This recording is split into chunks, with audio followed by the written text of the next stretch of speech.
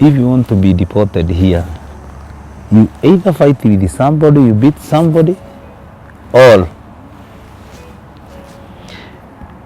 you get drunk.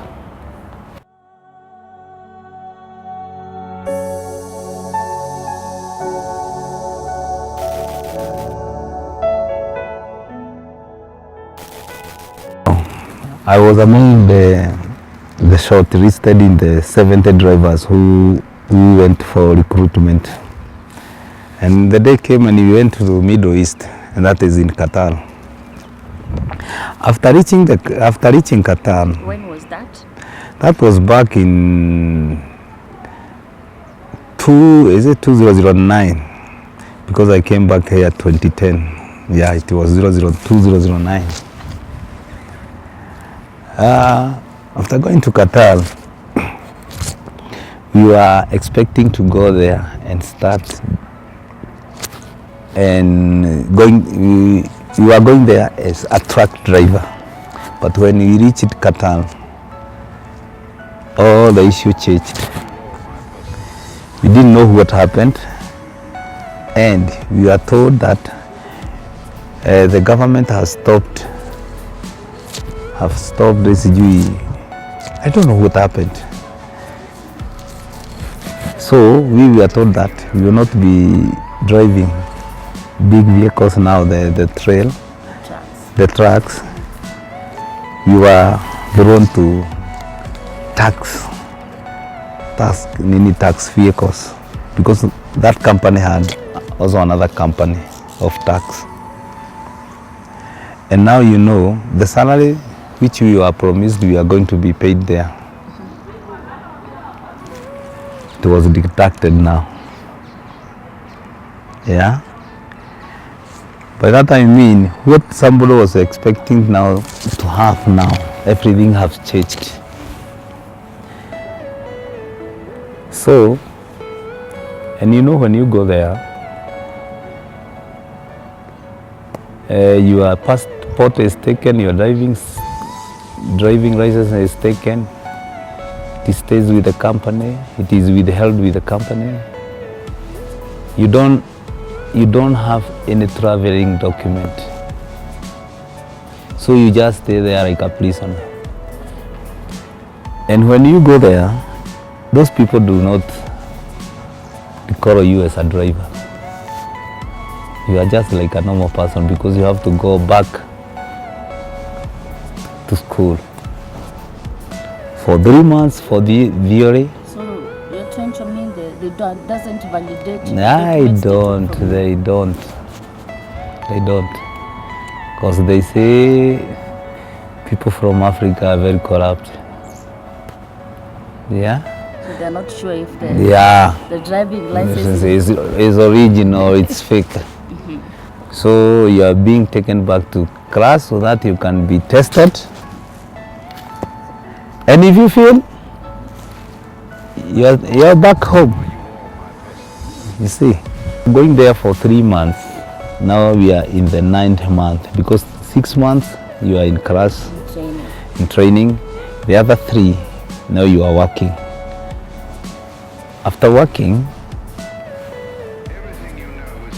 the company, by this time the company is giving you your salary. Then after that, you are the one who is supposed to go and look for your salary. You are given the cab for 1 day. Whatever you correct, it will be yours. So tomorrow morning, so by that I mean, after finishing these 6 months, then these 3 months, you are given a vehicle by the company. They fuel it, they service it, then they give you 1 day. You go and find your own customer. Whatever you take, the company will not ask you anything. Then the following day, you will be paying for the car so that you can be given.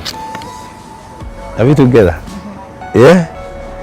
And the company will not giving you even a single pen. So you have to look for the company's money so that tomorrow you can go and buy the vehicle and have your own money. and at the end of the month there will be no salary. So it became so difficult to many of the drivers because they were leaving. Because sometimes the job is good, the other day you can go even for 2 days, only gaining the money which you are supposed to go and buy the car without saving anything, and the lives become very difficult. So what I decided to do, I just asked my friends, the few friends I had made there in that company, now me, I'm fed up with this job. What can I do so that I can go back home? These people cannot give me my document. I cannot shift from this company to go to the other one, and this money is not enough. And because I have been seeing some my colleagues there in the same company being drunk and whatever, one of my friends who had stayed there for almost 5 years told me, if you want to be deported here, you either fight with somebody, you beat somebody, or you get drunk. Me, I started taking beer. Slowly. When I was coming from Kenya, I was saved and I was gospel artist. Purely saved. Purely saved, and I didn't know about beer or what, nothing. But let me tell you, when I went there, the circumstances forced me to backslide. And I had no otherwise or any other alternative. So what happened? Me, I started drinking, sometime a fading job. Sometimes I start quarreling with the people. You see, now I want just to make... You wanted to find a way to yes, back home. yes, that is the only thing I wanted. I decided now, either to be jailed or to be deported. And I said, enough, it is enough. I just walked up as usual. I dressed myself, I took everything, the driving license and whatever. I went, I paid the car because you had to pay then. You were given the key then. I went out, I left. I didn't go, I just, what I did, I just go and did some few trips. Then I come back to the hostel. I bought what I was buying. Then I went back to where we are picking our customers. I started drinking. After that, that is the time I decided to lamp. Kafikiria kuwa gari ingine at the back. You rammed into that? Yes, back. Intentionally. Knowing what I was doing. And I lamped it in a way that I will not need. The impact It be seen. Yeah.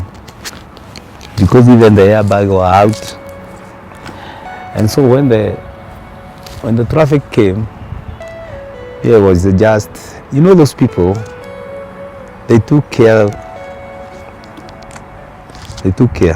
for those who are involved in accident, or they took care to their people. So they took me to the hospital. I was added some drips. They nursed my cut which I had. Uliumia? Kiasi kukatakatwa na this, what do you call them, windscreen. And I was taken to the hospital. I stayed there for 2 days.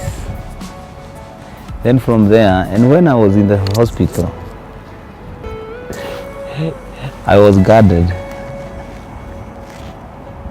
so that I cannot run away. And I was asking myself, I don't have driving license, where can I run away and I go? I was taken to Alimad home for one day. Then the following day I was taken to the court. And that is where they read my charges. I was told I was involved in an accident, being drugged with an illegal drug. And the judge, I don't know how they talked with the company or whatever. The judge decided to deport me. So I was told I should be deported. Now from there, before I was deported, they had to prepare my traveling documents. And I had to stay in remand for about 4 or 5 days there. Then eventually my document was brought, and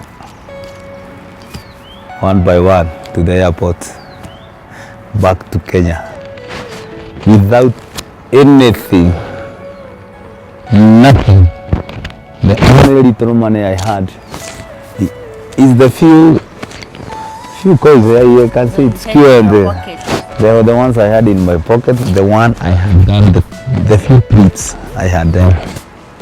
Me, I came back to Kenya with nothing. And when I landed in Jomo Kenyatta, I had no alternative but to board a public vehicle because I didn't have money for a tax. Your family was not aware what was happening? Nothing, no. They were not even aware that you were being deported? No. I didn't tell them, and I didn't want them to know. So by the time I come to Jomo Kenyatta, I landed, I had no money to hire a taxi. So I had to use the public means up to city center CBD. From CBD, the little money I was telling you I was having, I just went straight to the bar and I started boozing. And imagine I didn't go home. I slept. In town? Yes. And your family were not aware? They were not aware. That time I'm telling you I didn't have a phone. I have nothing. Nothing, totally nothing. So,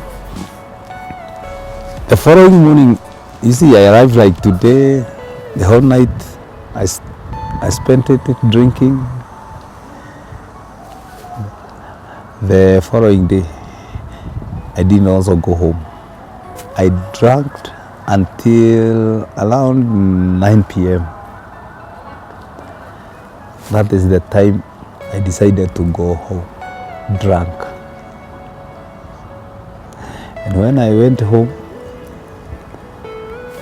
just met my wife. The children were asleep. They were sleeping. She was shocked. Can you imagine opening the door?